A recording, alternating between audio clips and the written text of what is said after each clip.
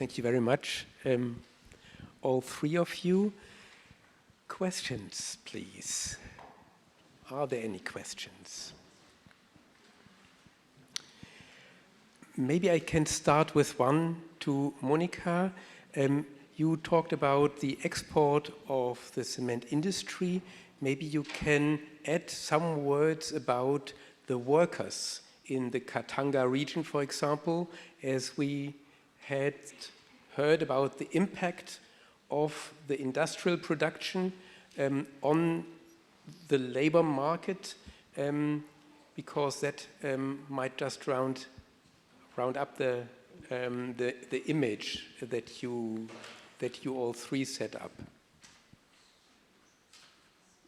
Yeah, thank you for your question and the opportunity to at least briefly address this crucial aspect. I think a quite common narrative in the colonial context was the supposed availability of cheap labor. And what we find, no matter which case study we take, if we look more closely at the source.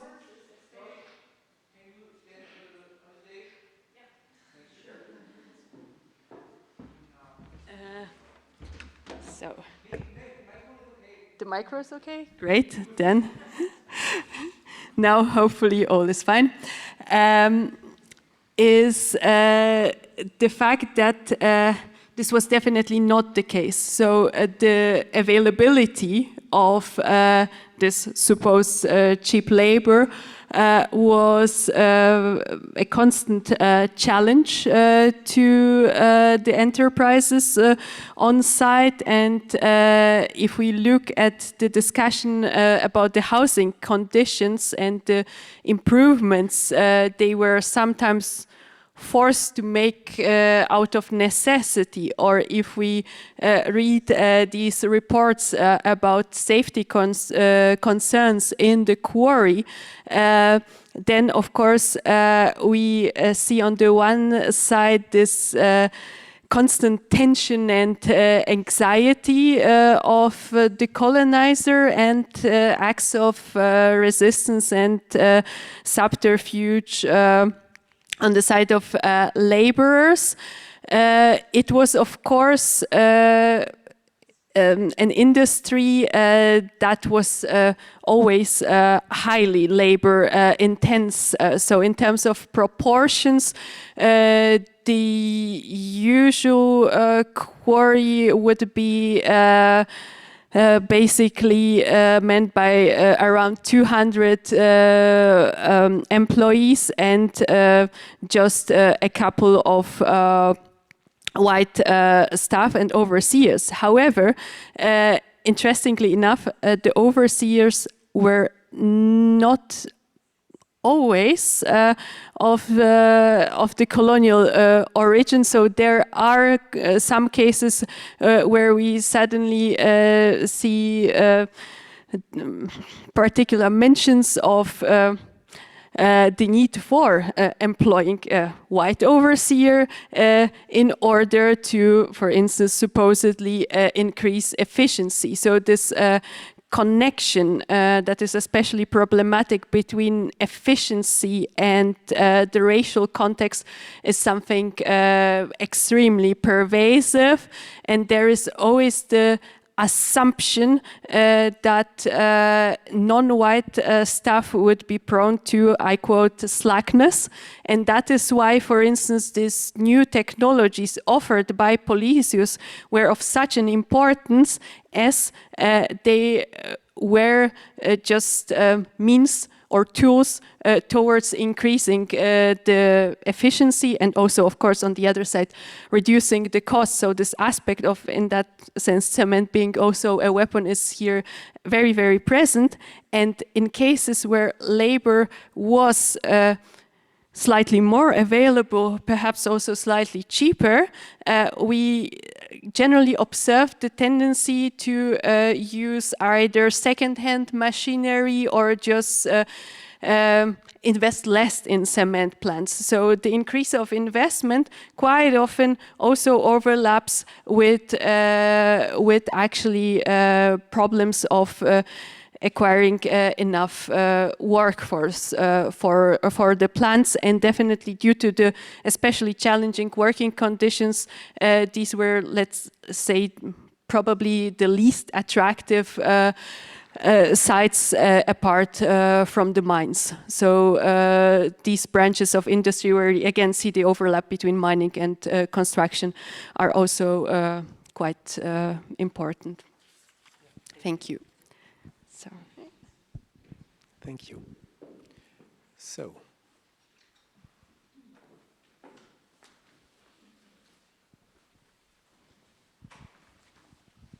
Thank you all three presenters for wonderful contributions. And maybe following also one of my own interests here, I was wondering what does the perspective of looking at the company, so all three of you have looked at a company basically, what does this perspective offer and afford that other methods of research do not? So for example, why not just look at a window or a housing project with a window, or one object within this network of cement production, or one project within cement production, rather than, so why look systemically rather than at one particular object? So what does this perspective of a company afford that others do not? Who would like to? Maybe you can I might try. I'm not sure whether I can do justice to the big question, because it would ask questions of historiography and corporate history.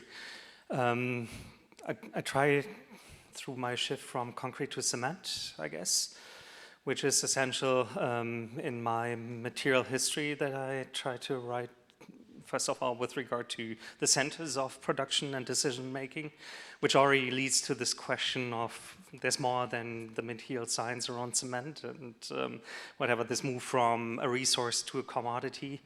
But it requires, I think, a systemic perspective to understand, as we showed, quite different logics of industry, of colonialism, imperialism, of extraction that are tied, I think, to the different corporate structures that materialize in buildings. And I think I really liked how, Katie, how you showed like the building as like almost the sales pitch for new products, not materials, but rather the window, and possibly you come closest to, I mean, I could have shown a cement bag or maybe one kiln, as I sometimes do to narrate, putting the kiln into architectural history and see what are the consequences. And I mean, I have been working primarily at cement companies producing that material that is often left out in gray. I think moving to the producer somehow shows those intricate connections, especially here in a place like Dessau, to Bauhaus and different trajectories of enacting the material or giving even agency to cement, the cement sack in there, or the mixer eventually.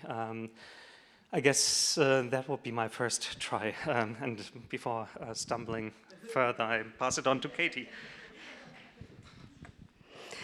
All right, thank you, Maria, for this one, which has made me think about, I mean, why do this and why look at a company in this way? And also, I mean, it'd be interesting to hear your own reflections on that. I mean, I think, and one answer is maybe a practical answer, which, like, it never occurred to me that you might sort of start just look at a single object really as a way of doing this, and it's also not how. I mean, I came to this whole topic through looking at the specification, which was a very different way round anyway. But I think there's also, I mean, what can you catch? What can you find? You know, it's very interesting always seeing research that's being done on companies where there are very big archives, where there's quite complete, it's never complete, but where you've got things at hand. And sometimes with the work that I do, I feel like I'm finding something here, finding something there. So you're sort of trying to piece something together. But perhaps the more important answer, if I'm thinking about it on the hoof, and I think that would reflect in the work that you did for your PhD research as well, would be that you're trying to catch changes, and you're trying to sometimes catch why something changes, why something happens, sort of the nimbleness of what's going on. So in my case, if the guiding question was really why was there suddenly this huge rise in proprietary specification? Why did it emerge as an activity that architects did in the interwar period, directly after the World War I?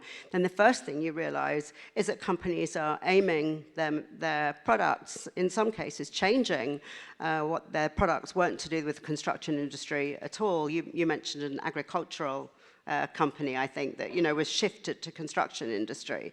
So I think you start to see a lot more of where these, where this is coming from, and you see these kind of seismic changes. I think you can't see if you're looking at an object, or you're even, looking at the architectural object, or even the kind of discourses around it.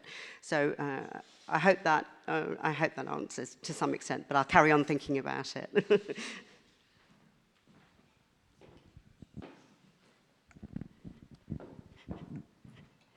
If I may briefly add, I also don't have a comprehensive answer, but Katie spoke in her presentation also about the role of architects as willing accomplices, and I think just looking at companies and through companies' archives, as you also mentioned, offers a new perspective also on the role of architects and architecture that has been so far quite overlooked by the discipline, and that is only recently changing.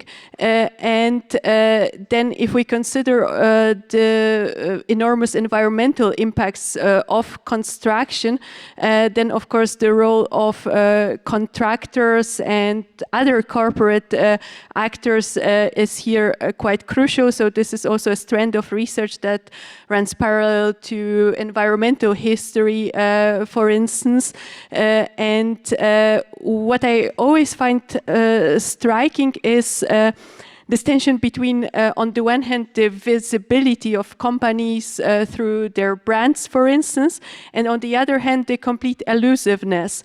So because these actors, these corporate actors are also somewhat so hard to grasp, and this ownership structure completely changes, and it's also extremely blurry. So, and then behind the companies, there are these individual actors that quite often play such a crucial role as brokers of power. So I think it's also a way of looking at these entanglements from a different perspective. But as I mentioned, it's also just a partial answer. Thank you.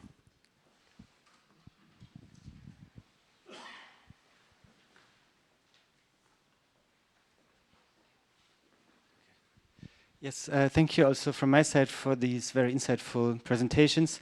And I'm risking to opening up another huge topic, but still there's something that sparks my curiosity, because when we speak today in contemporary discourse about cement, about concrete, about glass, steel, about these materials, we see them from this aspect of energy, energy-intensive materials, embodied energy. We speak about extractivism from an ecological perspective, maybe. We speak about cement factories being fired with car tires, and they have a pollution that comes with it.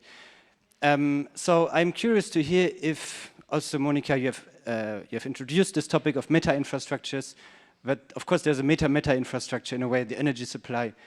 So I'm curious to what extent actually in the interwar period, maybe early post-war period, pre-petrol crisis discourse, energy supply was actually on topic, or if it was just there, invisible too. Thank you.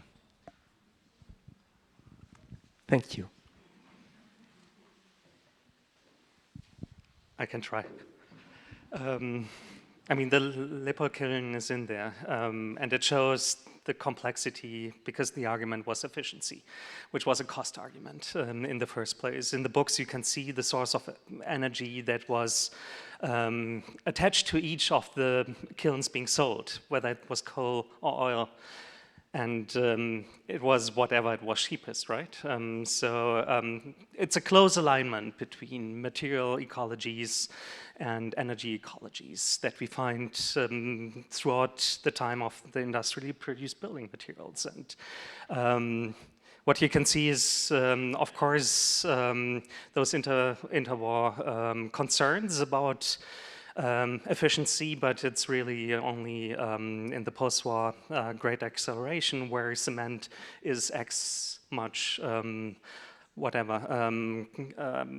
a curve that has been compared to this hockey stick, somehow an exponential growth paradigm that came, of course, with other decisions that were made, be they like post-war reconstruction, Marshall Plan economies and policies that somehow contributed to it. But I like to see the cement history in the post-war years in parallel to that of petroleum becoming this driver for production and consumption, as has been argued in both Anthropocenic earth science debates as much as in climate history. And cement has been left out until recently.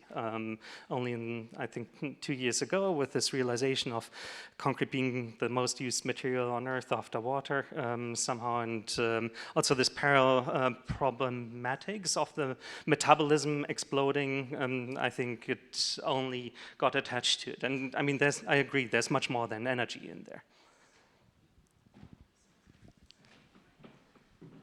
Yeah, thank you.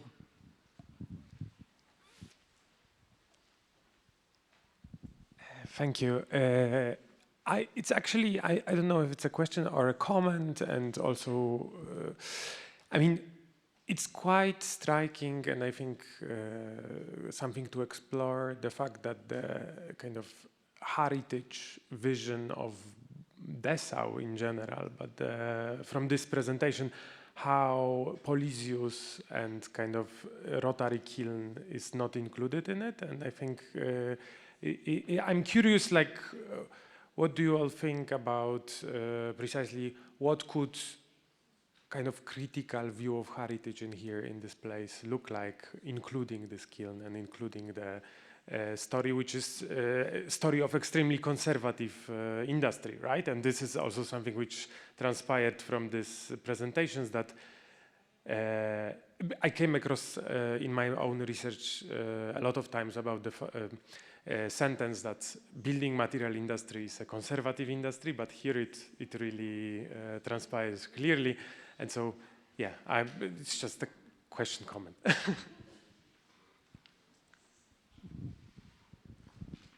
Yeah, anybody commenting on that? Well, thank you for your presentations. I just had a small full circle moment because I visited Tanzania a few years ago, and there was something beautiful. They had these clay bricks that were being dried in the sun, and those are the techniques that we're looking for and that we're doing research on. And so kind of maybe it's time to places in the world for innovation.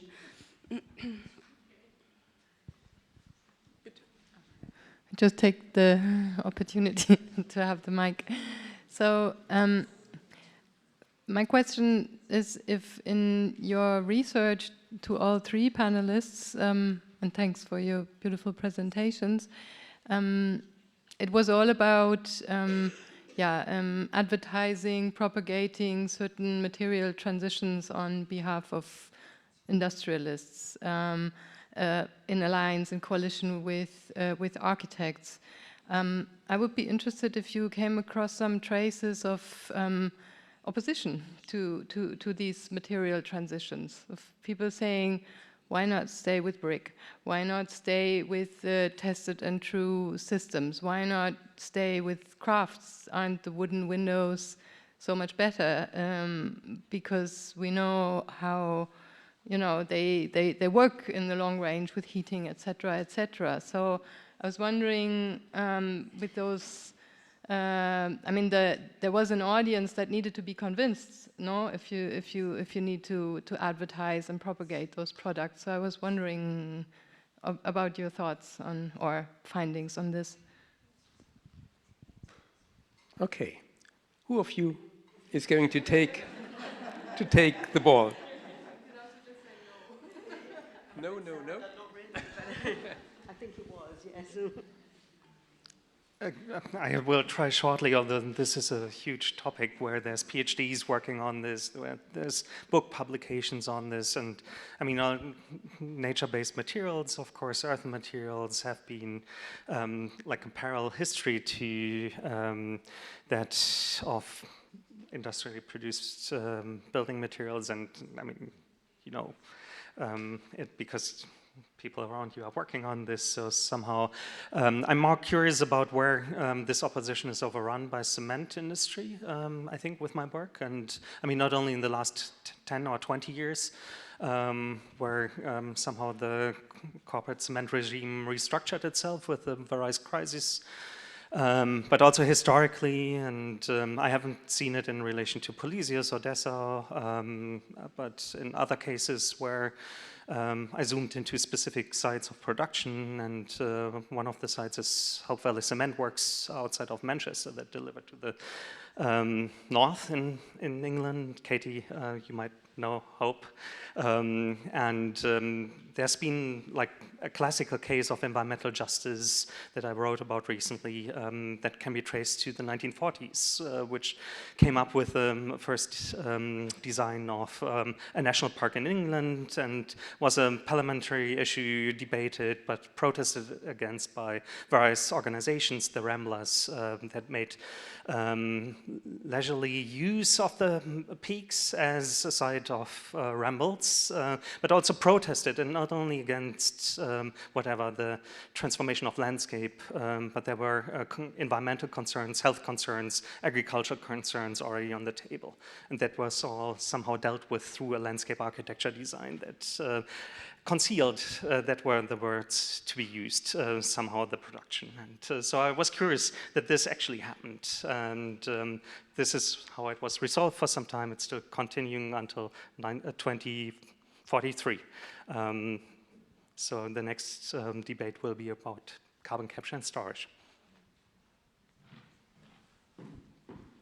Maybe I just can insert one question. Is there, to the first panel we had today, we had this Bauhaus construction archive. Are there hints regarding this debate which can be traced from that construction archive? That would be my question. But maybe you can answer that directly. Getting back to Elke's question, I mean, Dessau was also a site of competing ideas in regard to settlement and to housing. So the Anhaltische Siedlerverband was another powerful player here. And they were also interested in self-subsistence, gardening, landscaping with Leberecht Micke, however, a problematic figure. But actually the housing settlements that has been built were very much based also on ideas of ecology. So this is now also rediscovered in the environmental history, but that makes also the site, the locality of Dessau, so interesting that even under this particular more progressive sort of political short period, that there was also an interest in having these different positions on site. So different modernities were competing with each other. And I think this is probably at least a short sort of perspective also on the way how even specifically this locality was quite active in negotiating between these different positions and even stimulating these kind of discourses. You know? Yeah. Maybe one aspect I can add. We have in our collection a script with this from the Alka-Rudelt Unterricht, and there they were aware that it's a problem to build with reinforced concrete because it's a component material of components, and it's not possible, or it's hardly possible to take it in reuse again or to deconstruct it. And I think they were aware, despite all the future and progressive expectation for the future with this material. So it's both aspects.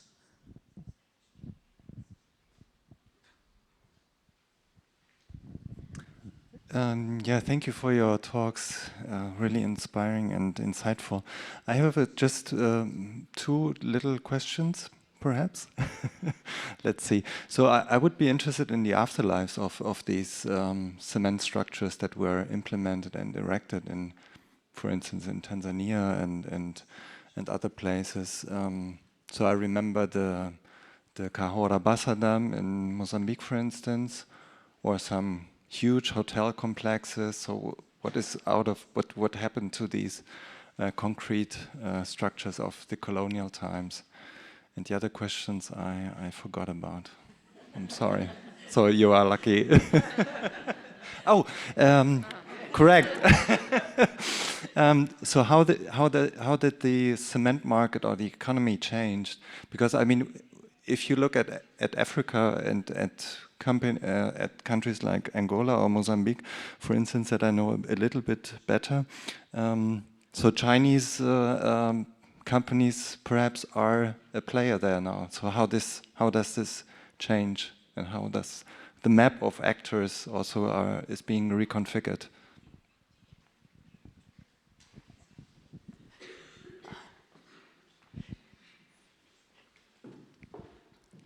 So maybe let me start with your last question. Yes, indeed, the Chinese have entered the scene, are claiming the position, sometimes also overtaking now cement plants that were either owned by Holcim Lafarge or by Heidelberg Cement. So there are some shifts. However, there are still some of these traditional actors that still have a substantial influence. So PPC is from Pretoria is still quite a strong player, and also it is quite often blurry and not easy to trace. So for instance, some of the South African investors hide under the disguise of, let's say, a Tanzanian company, Simba Cement, that is now also not owned by South Africans anymore. But let's say the picture is mixed. So of course we see this stronger Chinese agency, but it's not that easy. What is definitely important in the context of sub-Saharan Africa is also the presence of the Nigerian actor Dangote Cement that is now also acting as, let's say, not a global, but definitely a continental player, sometimes also entering deals with the Chinese, but mostly a direct competitor. And as to the afterlives of the cement plants, well, I would perhaps say what afterlives. We see a continuity of cement production, so the machinery has changed, and we really, and that is something what may be described perhaps as pulp dependency. We see that the choice of the location of the quarry, of the establishment of the transport infrastructure is something quite persistent, and if the cement industry still exists in that location nowadays, and it mostly does, then the plants are really still run there where they were built, let's say, 100 years ago. Lubudi is now, as far as I can tell, mostly in Congolese hands. But again, this is not always easy to glean. And then there is, of course, a larger network of not full cement plants, but cement mills used for further processing of imported material. I wanted also to use the chance to briefly respond to Elke's question about the opposition, because I think it is also not that easy to answer. So we find cases of direct opposition, but we also find discourses where, for instance, brick industry and cement industry went hand in hand. So if we look at the German outlet Ton und Cement Industry, that was published, I think, on a weekly or bi-weekly basis in the first half of the 20th century, we see that these industries not always perceived the other as a direct competitor. So it was rather about upscaling, modernizing, adapting to new requirements and customers. And of course, looking at Southern Africa, there is a very strong brick industry, but I don't feel also competent to discuss it. But I think we really have to also be careful to make this extra differentiation between industrial production, for instance, of brick and more, let's say, Adobe brick techniques and so on. So, I mean, it's actually pretty obvious, but quite often that is the level that might be missing in the discussion. And to end, also police use is very clearly linked with the history of cement manufacturing, or cement production, but the company also delivered machinery for other branches of industry, for instance, for nickel processing plants, and there is also a lot to investigate about the relationship between cement production and lime production, as they overlap, but also not always. And there is also quite a competition between lime producers, for instance, that sometimes become cement producers and sometimes go in a different direction. Thank you.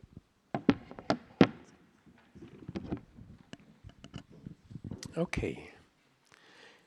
Yeah, thank you very much, Kim, Monika, Kathy, for your contributions. We are at the end of this panel.